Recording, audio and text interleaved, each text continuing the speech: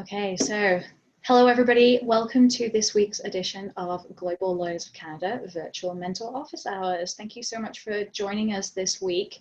Today we are joined by Tiago Rodrigues, who is going to be sharing his experience as a civil law trained lawyer and the process that it takes to requalify and transfer his qualifications to the common law jurisdictions in Canada. So this is his personal experience, but I think a lot of it will resonate with quite a few of you, and there'll be some overlap and some tips tonight.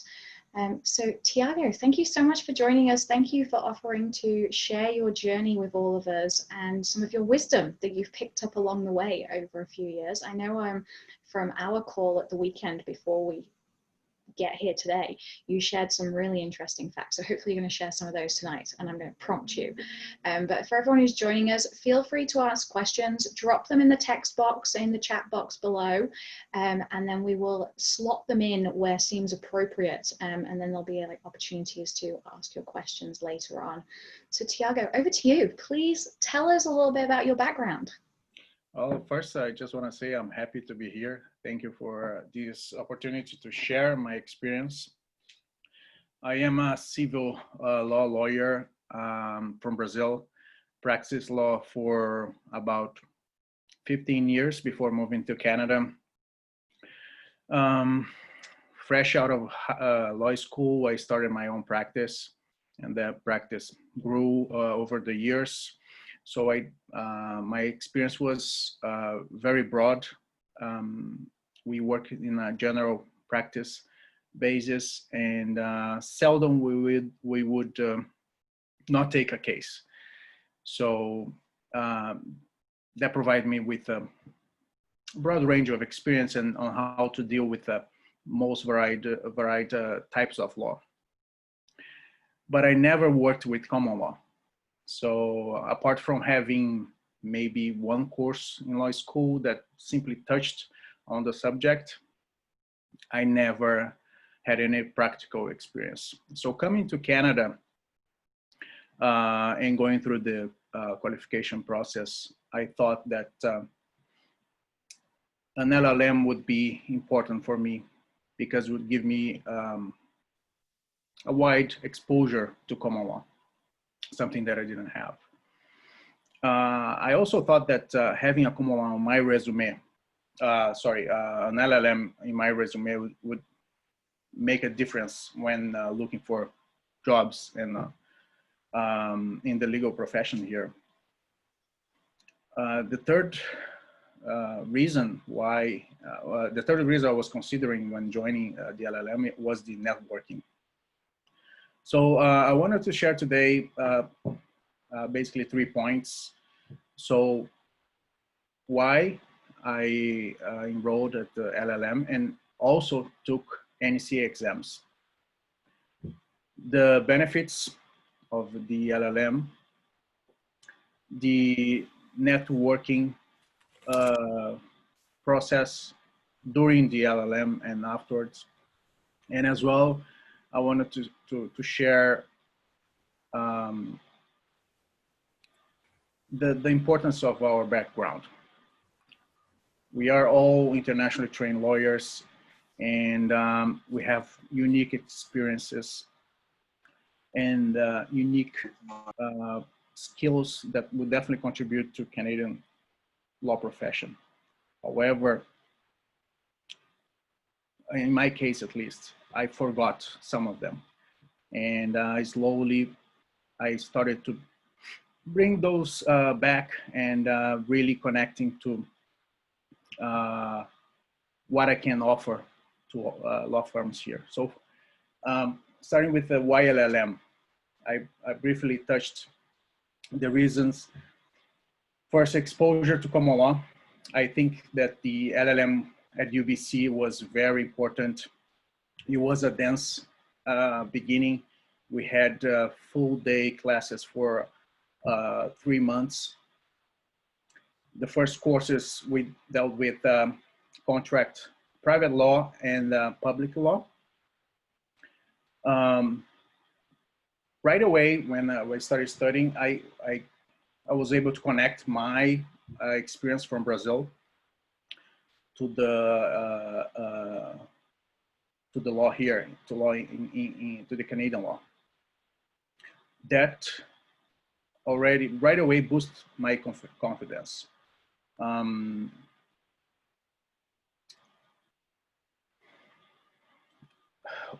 As the time went by, I noticed that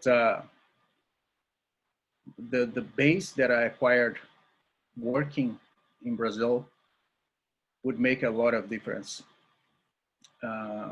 when practicing law here in Canada, and or even when looking for jobs. The second thing that I realized was networking would not feel as networking. I believe in my group, we were about 25 international trained lawyers from all different places.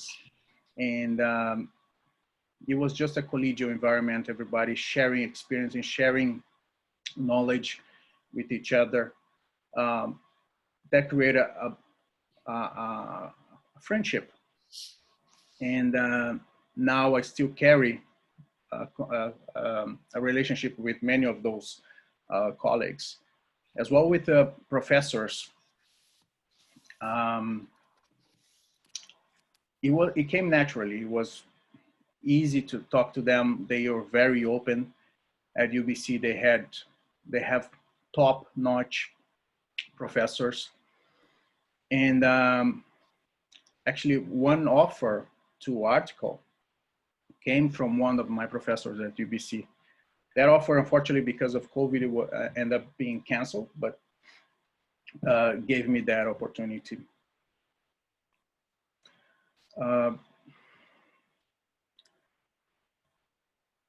The LLM is composed of 30 credits.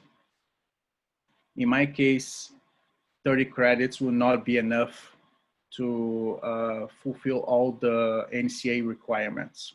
Okay, so that's a good question there. How many NCA requirements were you assessed with coming from a civil law jurisdiction? So I had 8 subjects, which involves a really substantial education to cover. So out of the, so facing 8 subjects, I thought, okay, so you would take at least 1.5 years to write all the exams, the NCA exams. I figured that doing more than 2 exams at each section would be very hard. So I compared to 1 year of taking the LLM. And if I had taken only NCAs, I would be still a civil law lawyer with an NCA certificate, with just, I think, a limited knowledge of common law. But going through the LLM, I would end up with a degree, a Canadian degree that I think I thought then would make a lot of difference. Of course, financially speaking, when you consider NCA exams, in my case, would be $3,000 to pay for all the exams, whereas the LLM is $30,000. So the difference is huge.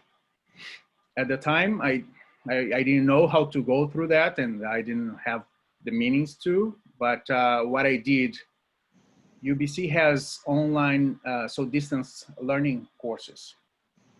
I enrolled in one. I started there, took a year to do that one and finish paying, did another one. So I was moving slowly, and I didn't think that would work well. I started looking for organizations that help immigrants to requalify here. And I found one. And they were able to support me. It was a very good help cover substantial part of the LLM, and that boosted my, the process of my qualification. So now that I have a master's degree from a Canadian university in my resume, do I still think that makes the difference? Yes, it does. I was able to access the alumni basis. It was being a UBC alumni opens some doors and kind of facilitates the access and the connection with other professionals. And when they see you have a similar background, it's easier for them to assist, and I think it feels natural for them to come and assist. So talking about networking. Hang on, before we go on to networking. Yep. Come back to networking, because we've had a few questions from the audience, and I feel like my question to you threw you off where you were going. So you said that your LLM was not going to meet all of your NCA requirements, correct? Correct. And so a couple of the questions from the audience kind of go back to this point. So I guess the first question is, could you have met all of your NCA requirements coming from a civil law jurisdiction without having to do the LLM? Could you have done it by just doing the NCA exams if you'd wanted to? Yes, I could have done it. And is that because of your 15 years of work experience as well, or was that just what they decided? I didn't. So the question is, in which sense? Because of the challenge, because of the knowledge?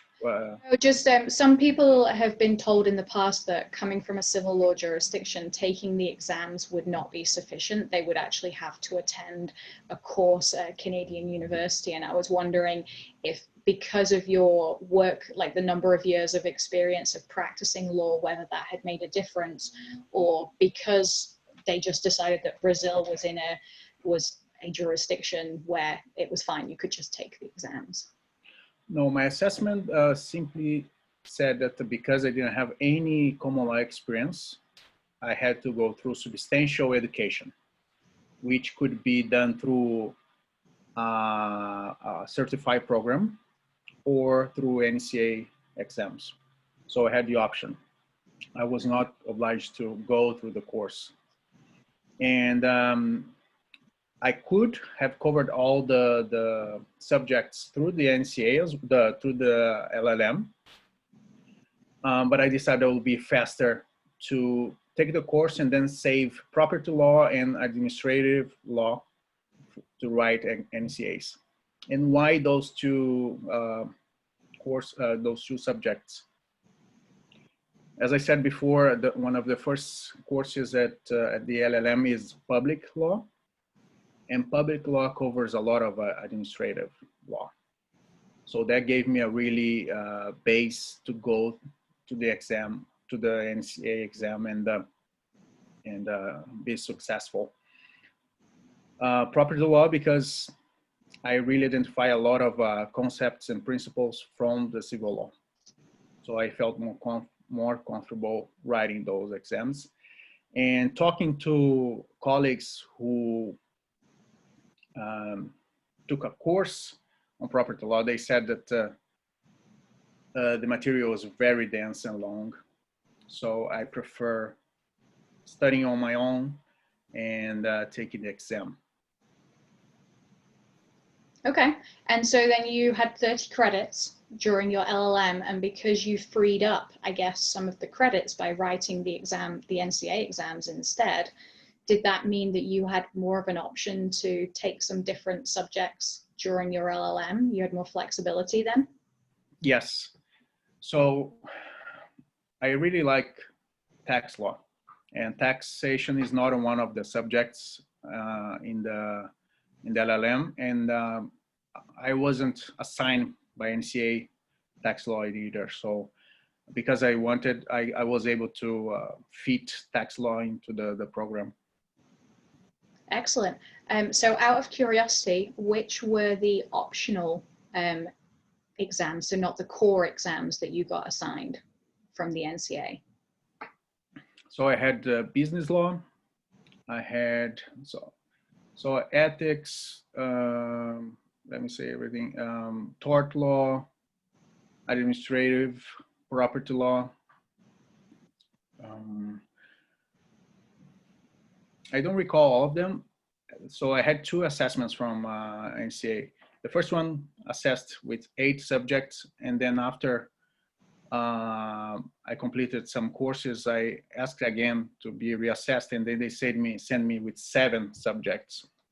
I think business organizations dropped out. Right. Yeah. In terms of NCA, writing the NCA for administrative law, I heard many people saying that that was the toughest subject. It was very stressful, but again, because I had this background studying public law right off the bat, the LLM helped me a lot. Yeah. No, that's good. Those were some of the questions that people were just asking as to the different ways that people get assessed. And obviously, you know, everybody on this call has probably been assessed or is about to be assessed. And, you know, you can go onto the NCA legal website and they actually have kind of like a little quiz you can do where you can put in your experience and it'll give you an idea of what you'll be assessed now. It's on their new website. It didn't exist on their old website. So it kind of gives you an idea of what they might assess you given your current position. And as Tiago said, he did one course via distance learning through UBC, and that actually reduced what he was assessed to do, which then gave him a few more options of what he could do later on with that one. A question, very cheeky question, is did you pass your NCA exams on the first try? Well, admin law, yes, I did. Congratulations. So property law, I'm still waiting for the results. I was scheduled for May and then was canceled. Then I did on July 23rd. So I'm still waiting for the marks. Yeah. But it's so interesting because when I left admin law, I was certain I failed. I was so certain I failed. It was a very tricky exam and I was very nervous and I passed. And now for property law, I'm really secure. I think, so it's it's interesting. Got all the nerves right now. Yeah. Well, let's keep our fingers crossed for you and for Yeah. everybody else as well on that one. There's another thing I wanted to mention. So before I enrolled at the LLM, I spoke to about 10 lawyers and asked them what do they think about having an LLM, starting a career, being from abroad, and I was surprised to see that roughly half of them said it didn't matter, the degree, and the others said yes, it would matter because you don't have exposure to common law and you're basically a foreign trained lawyer.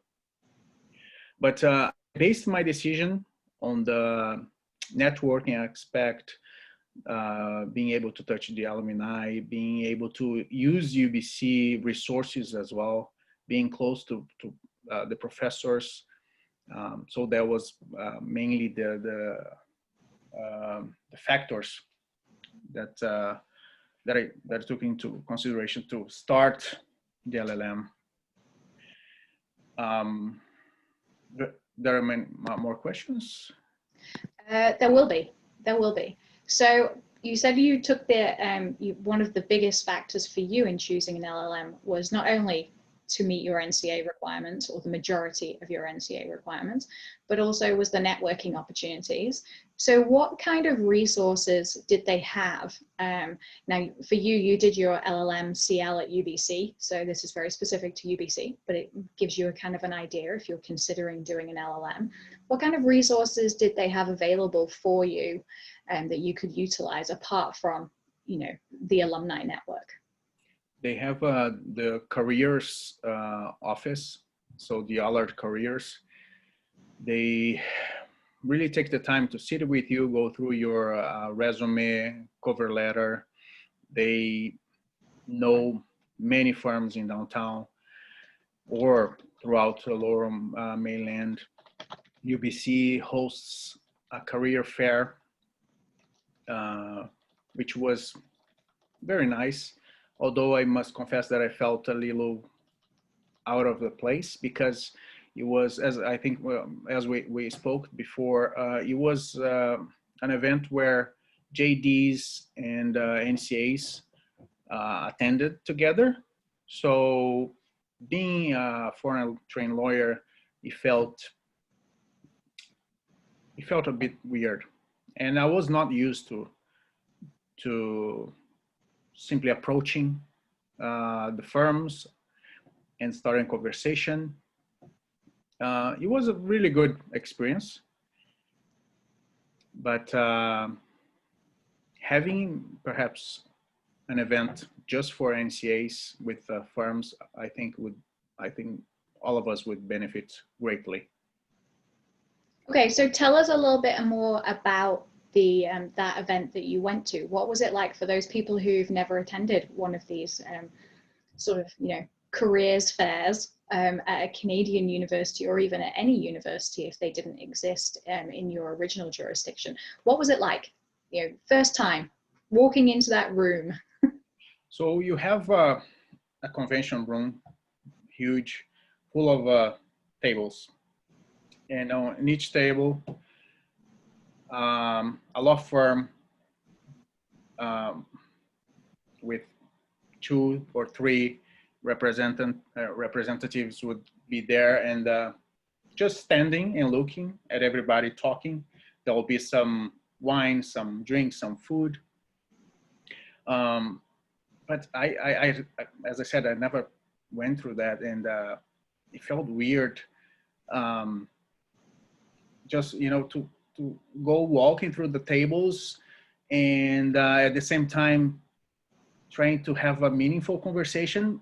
And afterwards, I noticed that I realized it's not about meaningful conversation. This is just a first contact, just to learn more about the firm, some of the people who work there. And it's more towards, it's more for the student to feel the firms than the other way around. And I didn't know that. I think I felt like I needed, the firms were there to kind of test the ground with students. But now, looking back, no, I think it's the student who's there and is testing the firm. And that's really, really the difference of culture, right? So from Brazil, it's, in my experience at least, student doesn't have so much power to be able to pick where to work, to pick the employer. That's not a reality, and the mindset needs to change as well, because not only knowledge of the law, but cultural aspects also play a really important role in how you behave, how you connect, right? How you network.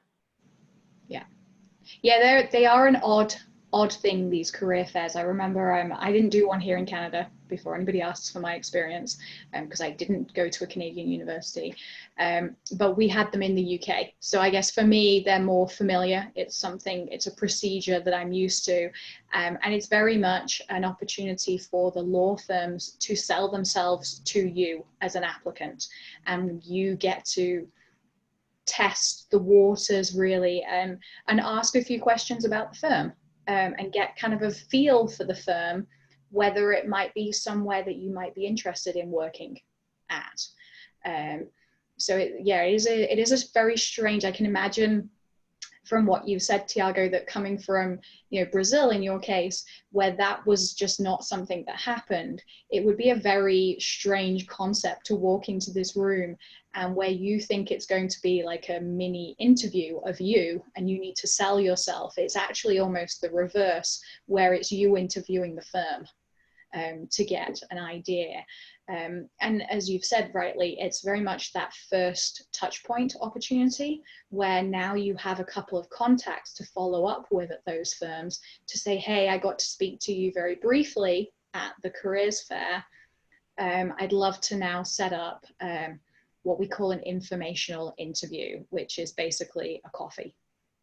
And you get to ask a whole bunch more questions about the firm and the type of work that they do and the type of work that particular person does at the firm and their experience of the firm. Exactly. So, yeah, it's a really good point to make. Like if you are doing an LLM or you're considering doing an LLM, or even if you're doing the LPP at Ryerson in Ontario, those opportunities that the Canadian schools offer you, treat it as that type of idea, as an opportunity to make those connections and then follow up with those people. You can then reach out to those people either through their work emails, which they probably provided through business cards to you, or connect with them on LinkedIn and message them on that way.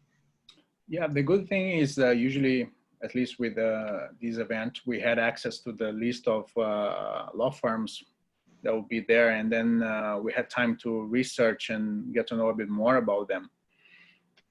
And for that situation, I also strongly recommend having an elevator pitch ready to go, which was something that I didn't have.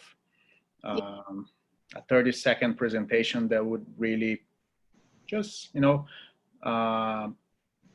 show your strong points, what you can do and how you could help, because we never know it, you know, sometimes one of the recruiters is there and they can right away have a sense if you are the right fit for that firm or not. And you can only make a good impression once for all. Absolutely. And you know, that's a really good point. Jose has asked a question in the chat box. He said, did you mention that you were from a civil law jurisdiction, and did your international background help in those first meetings? So for example, at the careers fair. No, I did not. So when I got involved with the legal profession again here in Vancouver, I used to mention that I was from a civil law background, and I encounter a lot of faces because that's not something understood or known here. I think you can vouch for that, but Vancouver seems to be a really conservative place to practice law, and I stopped saying that I was from a civil law background, at least at the first from the start, and just saying that I was a foreign trained lawyer with experience in this and that.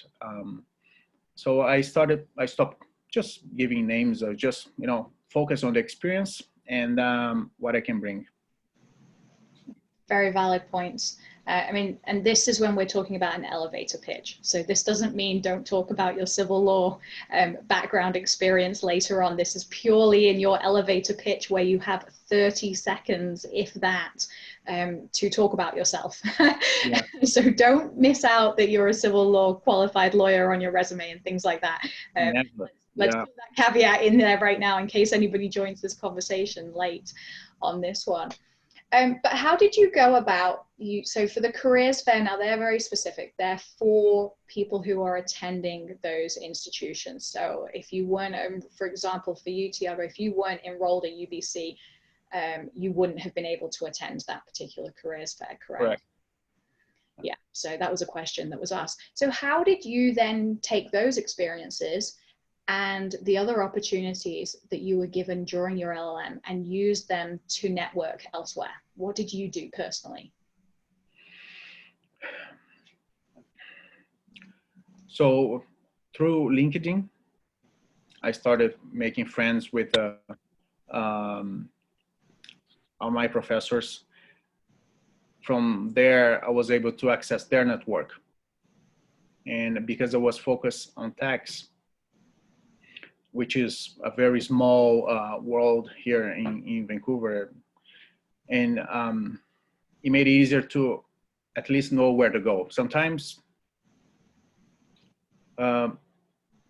we have a lot of options, a lot of people we can reach out, but identifying those who might make a difference and those who might help us, right? It's hard tasks. So having one of the professors as my contact, and of course doing my homework, I would go and read an article written for that person, and then I would contact saying, oh, I studied with this person at UBC, and I read your article, and I would love to connect with you. That proved to be really helpful. I connected with many lawyers, had many conversations, and one thing that I want to stress is if you know what you want, which type of law you want to follow, find someone in that area and reach out. You don't worry about being a cold call, because they are ready to help. And my success my rate of success in getting replies from lawyers is when I reach out to QCs. So if the lawyer is a Queen's Counsel, I think 90% of them reply to me. And out of these 90%, I would say 60% agreed to talk to me, to meet me, or to have a conversation on the telephone.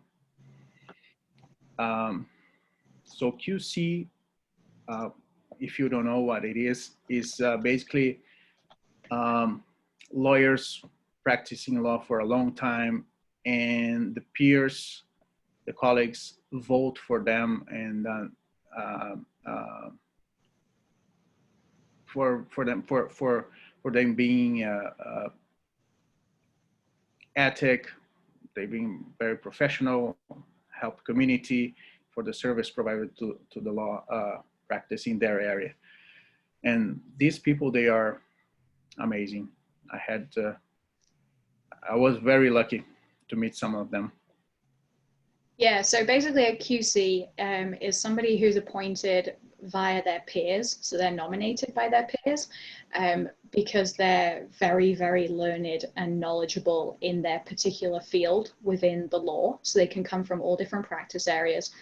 And then the designation is actually appointed to them by the Queen. So if we had a king, they would be called King's Counsel, but they're currently called Queen's Counsel because we have a queen leading the monarchy. And the Queen's Counsel can be appointed across all of the Commonwealth on those particular ones. But yes, you're right, they are incredibly knowledgeable. One of the first lawyers I worked for here in Canada is a Queen's Counsel in tax. Would you believe?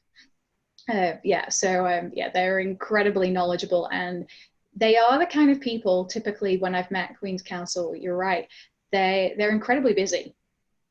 But one of the things that they excel at, and one of the reasons I think they're nominated by their peers, is because they're great mentors. They like to share their knowledge with other people and teach juniors how to be better lawyers. So it's a really good approach to take. Don't go like spamming every single Queen's Counsel though, everyone. Let's let's respect them as well as we would for everybody else as well. But if there is a Queen's Counsel in the practice area that you're really interested in, Tiago's got a good point. go speak to them. Also reach out to the benchers of the law society that you want to join. Because that's part of the role of a bencher in the law society. I don't know if you've spoken to any benchers yet, Tiago, here in BC. No, I have not. But that might be an opportunity for you as well to reach out, because benchers are nominated and they are elected positions within the law society. And one of their roles is to actually be a resource for other members of the bar, so the legal profession, to reach out to and bounce ideas off and ask questions. So benchers would be another good opportunity as well. But make sure you're reaching out to the benchers of the bar that you want to join. So for Tiago, that's British Columbia. For those of you out east, it might be the LSO. For those of you in Alberta, it would be the Alberta Law Society benches, which you have an election coming up in Alberta. So watch out for your nominations and who you can elect. Watch out for our next newsletter. We'll have some sneaky information on that one for you in our next newsletter next month. So that's fantastic. So you reached out to the QCs and they were helpful. They answered your questions. Very helpful. Actually, one of the last conversations I had, the person told me that maybe I could look from a business perspective, what kind of value do I offer to an employer, to a law firm? And some selling themselves comes easy to some people, but I told you I only recently started saying that I was an Olympic athlete, so I definitely need to improve my selling skills. But the conversation was great because he pointed, okay, see yourself. How can you help this company, this law firm? Maybe you can tell them, look, my difference from your difference from compared to a JD is that from day one of articling, you'll be able to contribute. You'll be able to make a difference and help the practice of the firm. I'm not saying that the JDs won't do that, but because we have a lot of experience, we have built skills over the years. We know how to identify some certain points. We know how to deal with clients. And he also mentioned you have to make the lawyer comfortable in leaving one of his clients with you. So if after the conversation the lawyer thinks, okay, this person, I'm okay with leaving my client with him, I know he can handle, then I believe you did a good job in selling yourself. I'm still learning, I'm still working on that, but these kind of interactions you can get if you just follow up and reach out to lawyers. Another thing for networking is right away, if you are an NCA candidate, go ahead and register at the CBA. For us, for students, it's very cheap, $20 per year, and you have access to a bunch of resources. One of them being the sections, CBA sections. You have access to webinars. Before COVID, we had in-person meetings. Great opportunity to know the people interested in what you are interested on. So that's also a nice strategy. I joined because I like tax. I joined the Canadian Tax Foundation, which is also a really great opportunity. They have the Young Tax Practitioners group. So use those tools to widen your network, because that's everything. It's so important in Canada, especially in the legal profession, and it's a really small community. So you'll meet someone who knows another lawyer, and I've spoken to many colleagues, and they said that. So just before that, I'm looking for articling. I didn't say that, and also my colleagues from LLM, and those who got a position, most of them got through cold applications, through getting, there was no offer. They simply reached out to firms and started a conversation. We are unorthodox applicants, I would say. They are not used to having a foreign lawyer applying for articling. I had an interview a couple of weeks ago, and the lawyers were very interested in my background, and I felt that you know, when you apply for something and they think you are overqualified, and they find another reason, the lawyer says, look, you have to do articling, right? Because, yeah, that's why you're applying. There's no other way. I'll say, yes, I have to do it. It's one step that I have to do before becoming a lawyer. So they're still, they don't understand. I think at least in Vancouver, they're not ready, totally ready to have foreign trained lawyers working for them. But I have to say that in the last application deadline last week, I saw 2 offers that were specifically addressed to JD students or NCA certified. So that was really good to hear, to read, and that's a start. I think GLC is doing a great job in bringing awareness to the law profession here in BC, and I think that's what we need. The more aware, the more contact they have with us, the better for the ITL community. Absolutely, definitely. There was a question here about exemptions, and just for anyone who's wondering about this, the rules on how to become licensed in Canada, they are slightly varied between each province. So you have your NCA requirements, which is pretty much standard across Canada, but then the actual next phase, which is becoming a member of the bar, is regulated by each bar association, so each law society, and they have different rules for every single province. And here in BC, you are only eligible for an exemption if you have been called to the bar for more than 5 years and actively practiced for more than 5 years in a different jurisdiction. And then you are only allowed an exemption of 1 month reduction per year after 5 years, up to, I think it's 5 months reduction of a 10-month program. So you won't get the full exemption here in BC. And then trying to find a shorter period of articling, it's possible. But as Tiago is telling you, it's pretty hard to find articles anyway. They're challenging at the best of times, especially in the current market.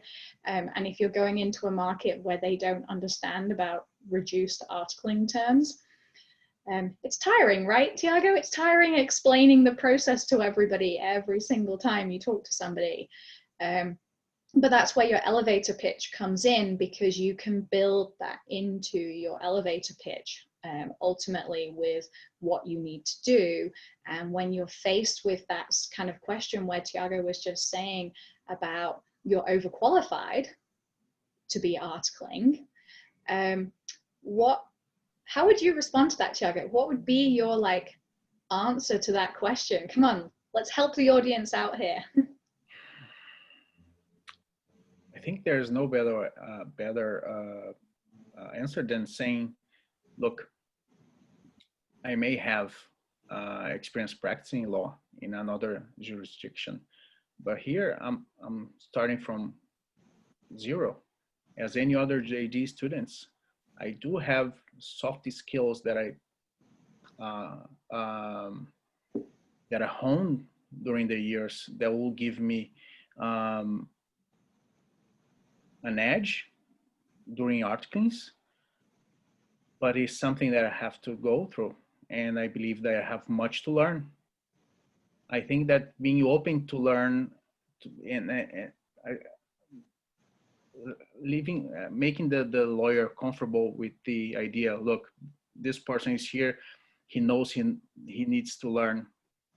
There are many things to learn.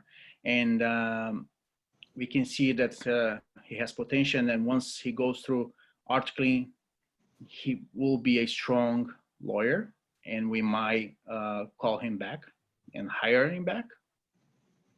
I think that's the way to go. So, just leaving open, saying, look, yes, I have experience.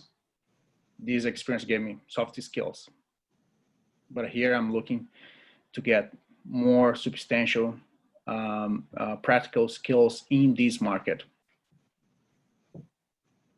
Good answer. I would add into that as well the comment that you made earlier on. I don't know if other people would agree with me, but I would also add in that you will have a quicker upward trajectory in terms of how quickly you can be onboarded and you can hit the ground running, because you do have all of that knowledge and experience from beforehand, that you don't need to be taught about how a law firm works.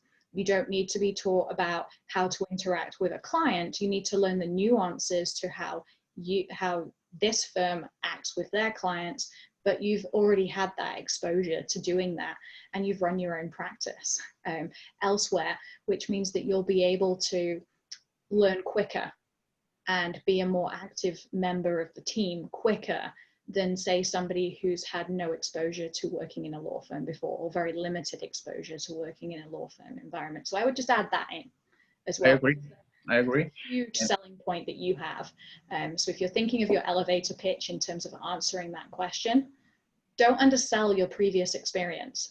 And even if that experience isn't 15 years and owning your own practice like Tiago's, you all have experience of having done things elsewhere, and you bring that to the role. So it's a matter of pulling apart your experiences and your resumes and demonstrating why that makes you a different type of candidate in a good way to the firm and makes you more attractive to them. I totally agree. Actually, so at the beginning, I mentioned that I wanted to get more exposure doing the LLM. And one mistake that I made along the year, after that one, now looking for articling, is that I almost put all my cards. I bet on the LLM to get an articling, and that was wrong. And this is the third point I want to make, is own your background. I was relying too much on my LLM, and I forgot my background. And that's what complements all the experience I got and the knowledge I got from the LLM. My background will complement. And having now I'm able to connect my experience with the knowledge from the LLM and bring real life experience to during an interview and show them, look, I did this and this and this. I created these skills by, for instance, working with family law. I had to really deal with the risk of my client losing her child for another parent, the custody. I had to deal with the risk of having a client going arrested because he was owing tax. So this kind of experience we lived, we own them. We didn't learn by watching someone, we didn't learn by reading them, we lived that. And that kind of raw, real life experience that we bring into any role we take will make, I think, in my point of view, will make a lot of difference. Absolutely. You touched on very briefly that you've been volunteering. Yes. So were you volunteering before you did your LLM? Because I know you've been in Canada a few years now. So did you volunteer before you did your LLM, or did you start volunteering during your LLM or after your LLM? And can you tell us what you've been doing volunteering? Yeah, so I volunteer since I got here in Canada. I've been here for 8 years, and only recently I decided to go back to law. Another program from UBC that's really good is the Law Students Legal Advice Program. So it's a clinic. I've been working as a volunteer there for the past 4 months. It's a nice way to getting engaged with the practice, talking to clients, providing legal advice, representation before work safe BC, residential tenancy boards, human rights tribunal. So that gives a really nice experience of how mostly the administrative cases happen here in Canada, in BC. Fantastic. Real life experience, putting it all into practice. Yeah, exactly. That is also a program you can only do if you're a UBC student. So for anyone who's interested, there are a lot of pro bono organizations around in Canada that are affiliated to various different law schools. And you do have to be a member of the law school or an alumni of the law school in order to take an active part in those. But there are other volunteering organizations that you can get involved with, and some of our members are part of those. There is the NCLI, hopefully I've pronounced that correctly. Everyone's kind of sort of nodding at me as I'm saying that. They're a national virtual pro bono organization that you can be involved with. We had a session a few weeks ago with an organization here in BC who are open to taking volunteers from across Canada and possibly even from outside of Canada. So if you go onto our YouTube channel, you can find that. It's on there, so you can watch that and learn all about the details on that one. So one of the questions we had, Tiago, was if you were to do this all again, would you do the LLM program or would you just tackle the exams? That's a great question. I would still take the LLM. Okay. I think the LLM gave me some invaluable benefits.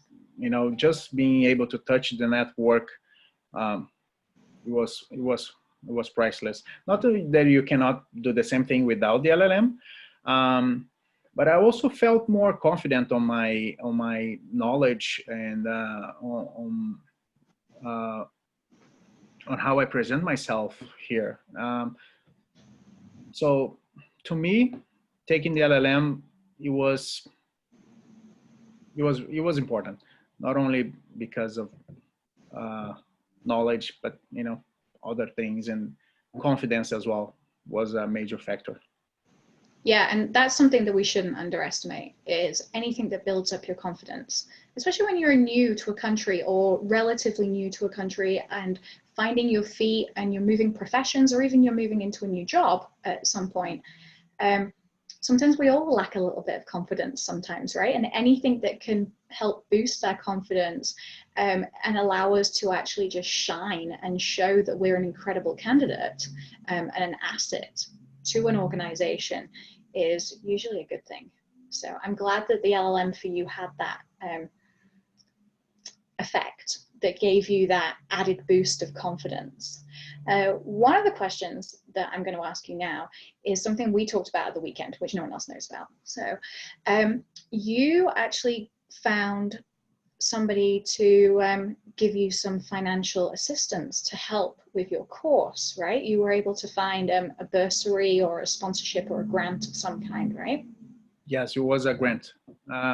Yeah, as I mentioned before, I was doing the distance learning courses, and that was moving really slowly. It would take me forever to finish all the credits. So I started looking for organizations, and I found this one in North Vancouver, where I live, and they help immigrants to requalify. So I applied. I was lucky enough to be selected, and they helped me, not with everything, but with a pretty substantial part of the course. And that made it possible for me to keep going. There we go. So look around, people. There are opportunities out there. There are grants available, and a grant is different to a loan. So a grant is, you don't have to repay it. Correct, Tiago? Correct. It's just free money they gave you. Whereas a loan, you obviously have to repay. There is an organization out there called Windmill Financing. If you go onto our website, search glcanada.org and go to resources, you'll find a link to Windmill. We are not sponsored by them. However, they are an organization specifically aiming to assist immigrants who arrived in Canada, who are looking to requalify and upskill their qualifications. And they have what looks to be a very good program. So if that's something you're interested in, you're looking for a way to finance your education, take a look at it. But you are all lawyers, so do your due diligence and look at it for yourselves. But they are there, they're open to answering your questions. So that's an alternative as well, if you're not lucky enough to find a grant like Tiago did. Tiago, so there were three things you said at the beginning. You said there were three things. So one was meeting your NCA requirements. Two was the networking. So they were the attributes for the LM. What was the third one? So the third was owning your background, owning. So yes, as you said, don't ever shy away from saying you are a civil law lawyer and you have experience in civil law, because although Canada is a common law jurisdiction, let's get, for instance, the income tax. It's a code. It's just a different name. It's an act. So the skill of interpreting, the reading, a code that you get from a civil law jurisdiction is totally transferable and applicable here. So we have the criminal code as well. So of course, case law has a strong weight here, much more than in Brazil, for instance. But the basis, the principle, we have it. Fantastic, fantastic. Okay, question time. Let's open this up. Who has a question that we haven't answered, that Tiago hasn't answered yet? Raise your hands. Wait. Is there anything that you would like to know about Tiago? I mean, the fact that he's an Olympian. He represented Brazil at the Olympics. Come on, guys. He hasn't really talked about this. You need to ask him questions about this because it's very cool. Yeah, so I was in the Olympic team Brazil for a number of years, but I didn't make it to the Olympics because of, well, the shorts. So just saying, there are 4 weight divisions. I was a heavyweight. Each country can send only 2 divisions, and they did send mine. But I was at the Olympic team, and I was in the first heavyweight in Brazil for a number of years. It's pretty cool. You know, I also practice here, and I fought for Canada as well. So I'm happy. Yeah. He's a martial arts specialist. So Yeah. you know, if you ever meet somebody, I've gained a lot of weight. So isn't that a good thing for a heavyweight, though? Well, but not that much, right? So That's one of the issues. I never had to control my weight. So once I stopped training, boof, Yeah, you just enjoy your food. That's okay. yeah. No judgment here. Question. What was your training like? Like a basic training guide of what it involved for you to compete I in? was 6-7 hours a day for a long time, for more than 2 years, every single day. It was it was crazy. I was sponsored by one of I'm not sure if any of you follow football or soccer. I was sponsored by Jawad. I was sponsored by one of the teams in my city, so Grêmio. Yeah, so that was really good. It gave me access to a bunch of resources, nutritionists, and a lot of things. It was a really nice experience, and uh, that really going through the stress, the teamwork, um, the discipline, repetition, that really helped me when I started practicing law. So Can I just chime in? sure. So I know that a lot of us have had very diverse backgrounds in our extracurricular activities. Like I, for one, I was involved in music. I was in a rock band, for crying out loud. Nice. And I did not feel very comfortable mentioning that in my resume for a very long time, because I got the impression that I was a member of a very conservative profession, which would not look at this very favorably. But recently I've got a heads up, and in fact, actually attending all of these sessions gave me my first inkling that anything that you can mention in your resume that will set you apart, that will instantly brand you or label you. Oh, okay, that rock musician, let's hear him out. Like, let's see what that crazy dude has to say. Even that will help you sort of stand out and not be just a paper in the stack.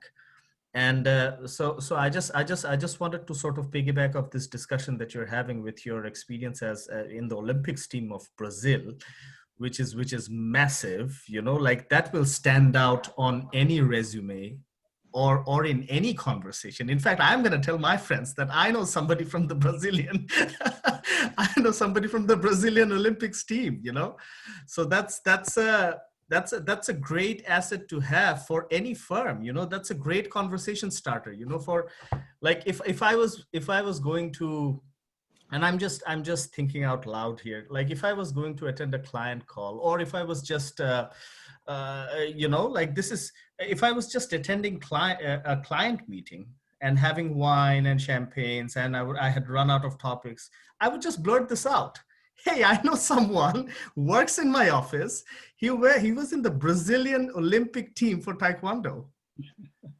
It's absolutely amazing. So this is just to tell everyone that, if you've got something that sort of sets you apart, if you're into art, or if you have any other hobbies, or if you are into coin collecting even, and if you have a massive collection, mention that and set yourself apart. I think that's a great sort of pointer that I received recently. I agree, Joa, totally. And if you stop to think that one art clean offer has around 100 applications, so you really need to stand out somehow. So I would say put that in your resume. Try to find someone from that firm, make a contact, give them a call. I found Natiel. So he's from Ireland. He was working in a really nice law firm. I reached out to him right away. He told me, "Oh, call me," and we had a conversation. He said, "Look, apply here. I'm not sure if you can make it, but you can put my name in there in your cover letter, and if they come talk to me about it, I'll say that you called and had a nice conversation. You're a nice guy."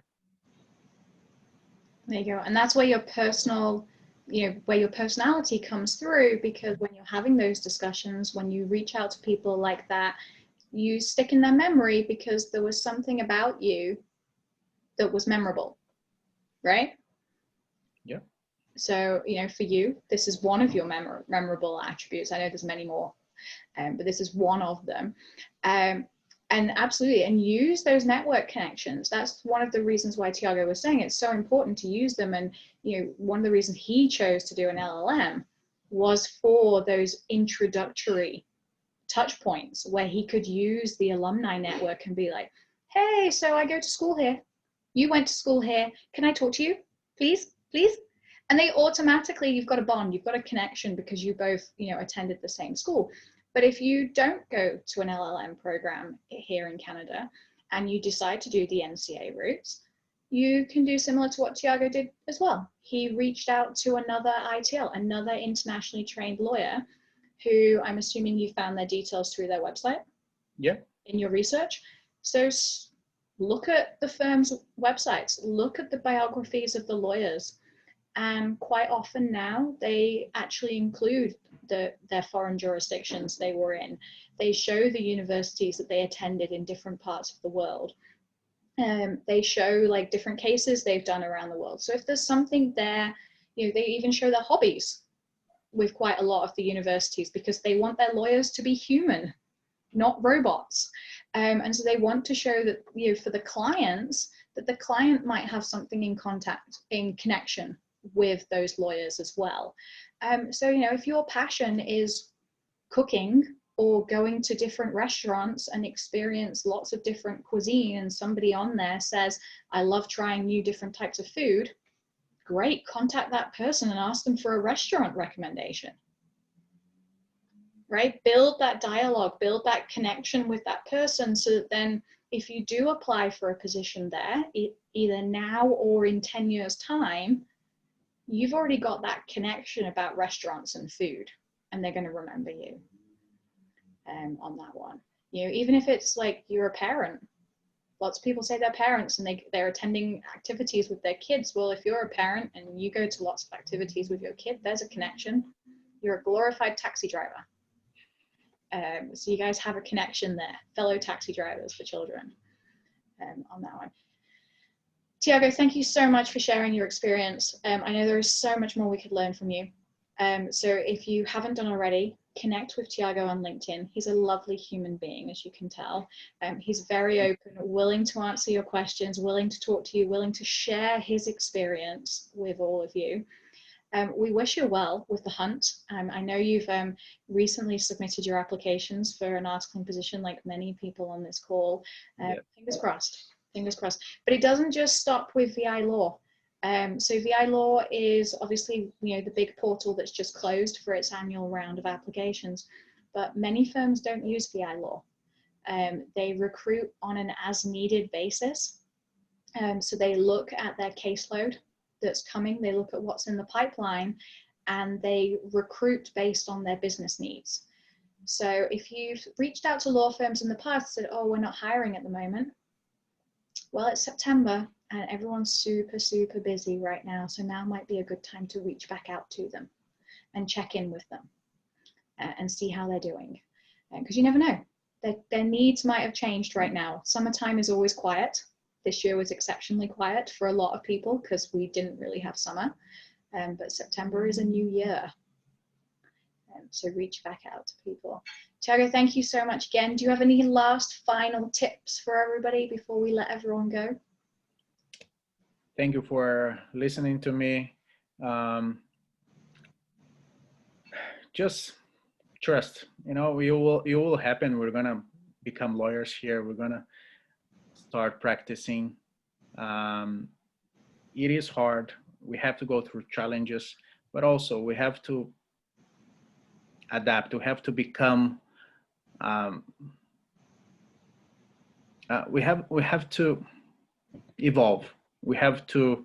In my case, I had to change some things. I have to be more open. I had to network. I had to evolve in order to fit and to start practicing here, to become a lawyer. So, but it will happen. I'm going through the articling hunt, especially this year was super hard because of COVID, many offers canceled, but it will happen. Just trust, it will happen. It's a very positive note to end on. I love it. Trust in yourselves, guys. Trust in your experience.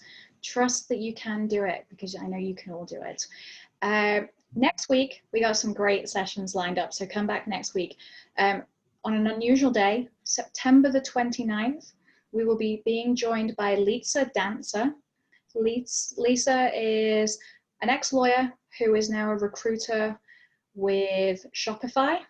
And she's going to come on, and it's going to be Ask Me Anything about legal recruitment. She is also the founder and host of the Facebook group Law Job Exchange, which has over 14,000 members across Canada who all share job resources, tips about recruitment, all sorts of things. So that's going to be a great session if you're looking for a position, or you think you might be looking for a position in the next 6 to 12 months, because she's going to give you lots of recruitment tips.